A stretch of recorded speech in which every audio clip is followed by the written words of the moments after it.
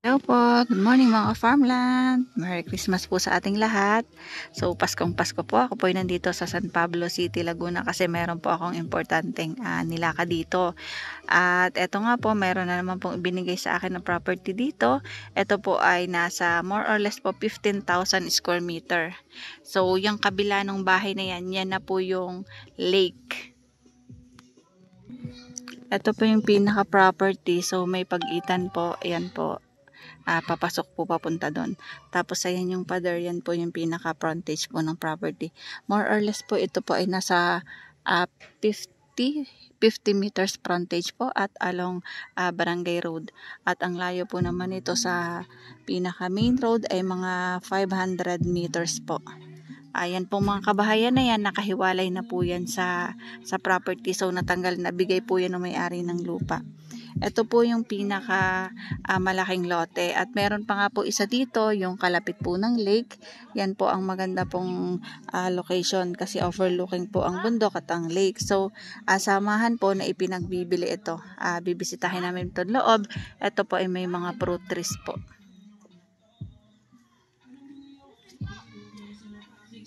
Yan, maulan po ang aming pagpunta kaya po talagang medyo may kaputikan. So hindi po ito hindi ito rough road ha. Ito po kasi yung pinaka property na at ayan po yung kalsada. So gagala kami, lilibot kami dito sa pinaka property. Yan po yung pagitan niyang may pader. Ito po ay may mga tanim po na mga mangga. Ito po ay located dito sa San Pablo City, Laguna. Ayan, marami po yung guyabano. Flat po ang farm. Siguro more or less po, ito po ay 3 to 4 kilometers po from dun sa bayan ng San Pablo. Yan pong mga bahay dyan ay labas na po yan sa property. So, nabigyan na po sila ng pinaka-may-ari ng lupa.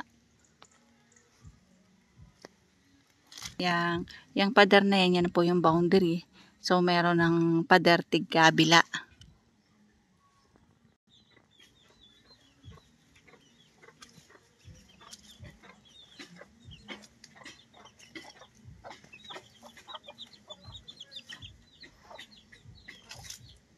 Kakunti nga lang po ang tanim nito mga ka-farmland, pero patag po ito. Patag na patag at along Barangay Road po. May linya ng kuryente, may tubig, may signal ang cellphone, internet. So papunta pa po kami doon sa dulo sa mga boundary. Ito po yung si kuya yung inaanak po nung may-ari ng lupa na inutusan po na pagbili itong kanyang property. Kung may titingin man ay samahan niya dito sa property.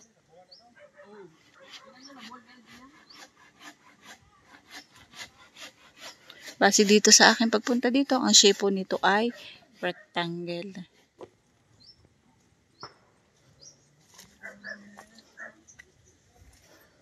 Maganda po itong gawing resort kasi po malapit po ito sa lake or sa lawa.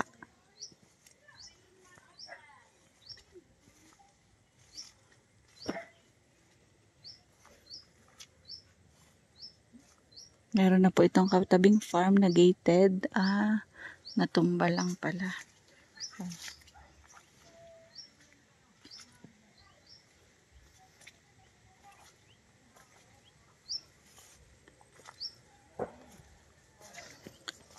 Ito po ang San Pablo po dito ay marami po itong lake.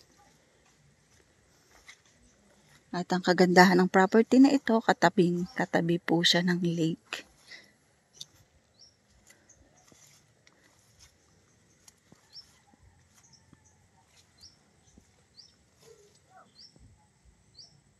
Hanggang dun pa tayo sa dulo? Ayun, basta yung pagitan niya, tigkabila, may pader. So, kung sino man makakabili dito, ang swerte niya kasi ang papalagyan na lang niya ng bakod yung likod at harap. Kasi tigkabila po ay may pader na.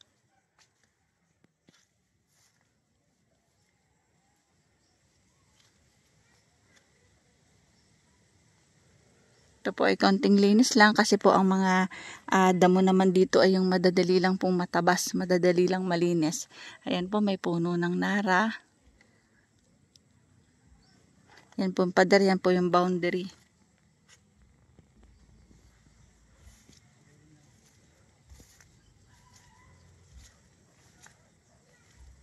Kasama po ang sagingan.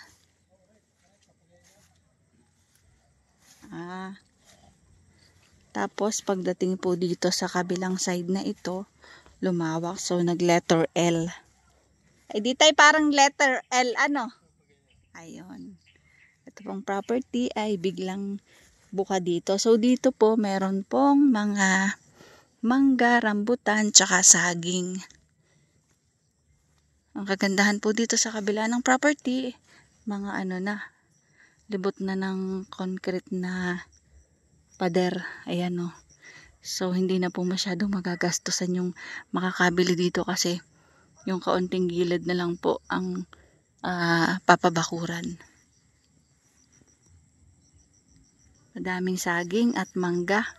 Meron din pong mga kamyas at sampalok.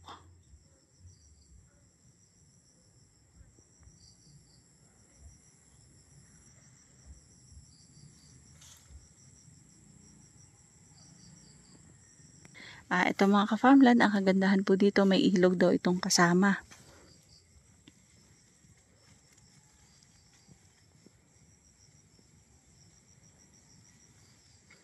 Dami din pong prutas. So sa mga buyer po na magkaka-interest dito, pwede pa po itong padagdagan ng mga prutas kasi dun po sa bukana ay kakonti lang po ang tanim.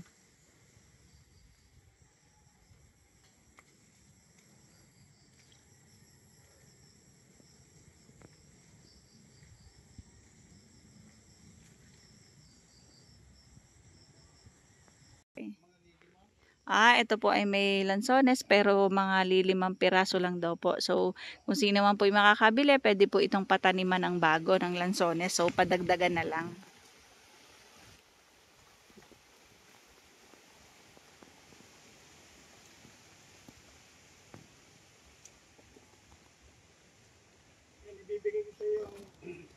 Ay sige po. Hindi ko tatawag siya.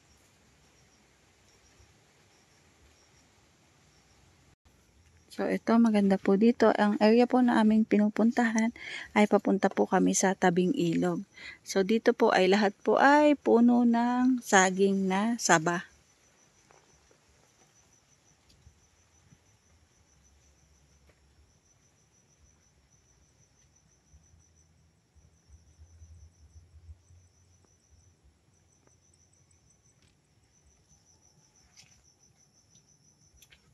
Dito meron pa din po mga bayabas,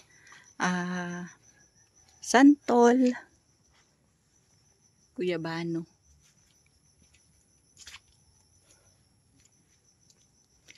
Inuulit ko po, Merry Christmas po sa lahat po ng viewers, followers, at subscribers po ni Ka-Farmland TV. Nawa po ay maging masaya at masagana ang ating pagtatapos ng 2024.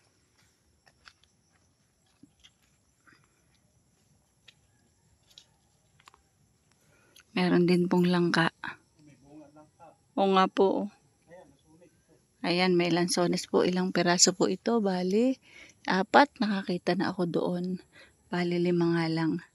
So, meron po yung kawayan. Hindi pala. Bali, nadagdagan na. May isa pang lansones doon.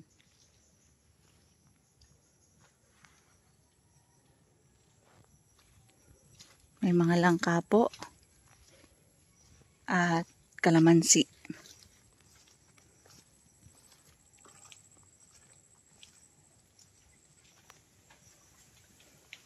Ayan, kami po ay papunta po sa area ng ilog.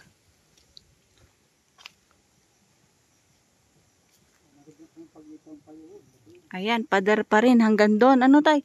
Ang ganda naman. Kaya nga, kung sakali man po na kung sino man makakabili dito, may pader na po diyan, tigkabila. So, doon na lang po sa bungad, sa frontage, tsaka po yung sa side dito. Yung sa kabila kasi pader na din. So ito na lang po yung kailangan pabakuran ng kung sakali malaking tipid na po yun ng makakabili dito. Ayan mga ka-farmland. So itong kabila, yan ay kasama pa po yan sa property. Yan. Yan po ay nasa 1,000 square meter saging at lansones din. Tapos ito po yung pagitan nila. Meron pong ilog at ang kagandahan po, nilagyan po nila ng riprap. Yan o. Yan ay kasama pa sa property.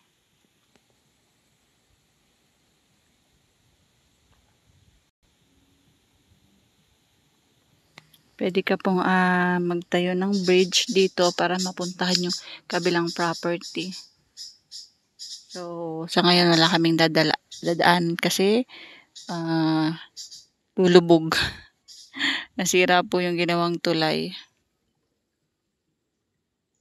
Yan po ang sukat na nasa kabila ng ilog ay nasa 1,000 square meter. So, babalik kami, papunta kami sa labasan kasi nandun naman po yung kabila na kasama sa property din na maliit na lote lang na kalapit po ng lake, overlooking ang lake. Yan tayo. Nakita mo ang papel din sa bahay. Sige po. Picture mo na lang. Aha. Ayan, kami po ipabalik na sa harapan. Papunta naman kami doon sa kalapit ng lake. Yan po yung resort. Kaya gusto yung gusto makuha. Kami po ay pabalik na po doon sa kabila, doon po sa tabi ng lake. So, ayan po yung overlooking po ang bundok. Malakas po ang signal ng cellphone, data internet connection, may linya po ng tubig at kuryente. So mga ka-farmland, ito po ay 1,500 pesos per square meter. Kasi po, meron po siyang lupa na sakop po nung lake. Dalahan po, hindi po pwedeng yun lang pong tabi ng lake ang kuhain.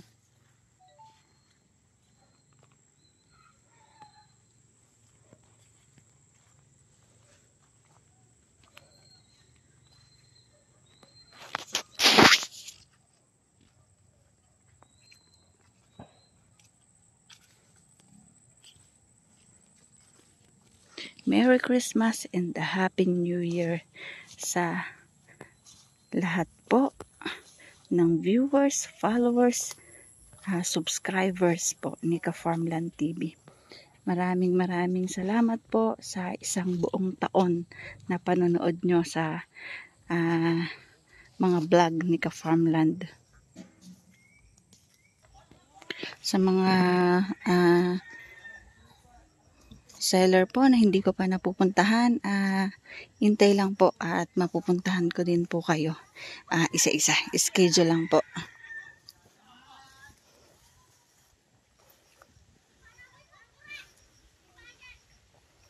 Sana po ay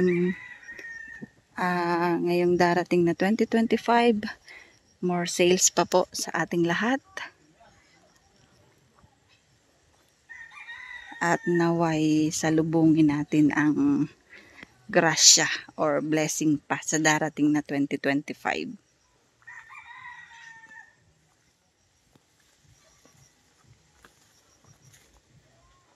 Sa lahat po ng naging client, buyer na nakabili po kay Ka-Farmland TV, maraming salamat po. Thank you for trusting Ka-Farmland TV.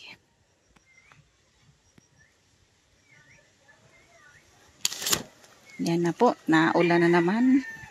Kami po ay palabas na ng property at papunta naman kami dun sa kabila kung saan po andun siya sa may kapit sa lake.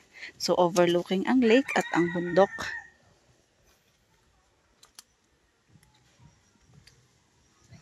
Yung inuulit ko, yung mga kabahayan dyan, hindi na po yan kasama sa property. Dun po. So, nandito kami sa kabilang part ng property. Ito po yung tabi po ng lake. So, ayan po yung lake at overlooking po. Overlooking din po ang bundok.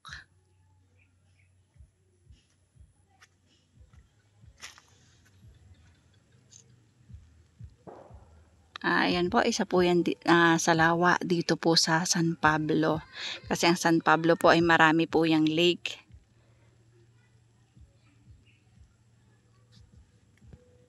Try kong makapunta dun sa may gilid kung hindi madulas para makalapit ako sa tabi ng lawa. Ayan po, yan po yung tabi po ng lake na kasako po sa property.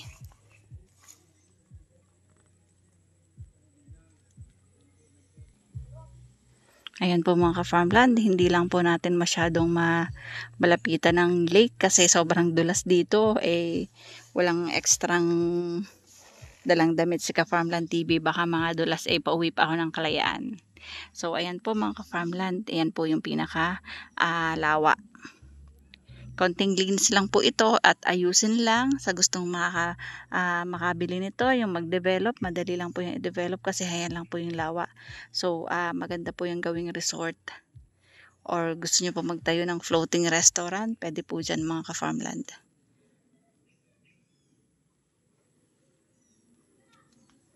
So, paano mga farmland? Bye-bye po. See you for the next videos. God bless po sa ating lahat. Bye-bye. Maraming salamat po sa supportan nyo kay Ka-Farmland TV. Nawa po ay tayo ay swertehin pa sa susunod na taon. Bye-bye. May nagsuswimming. Hindi ko lang malapitan.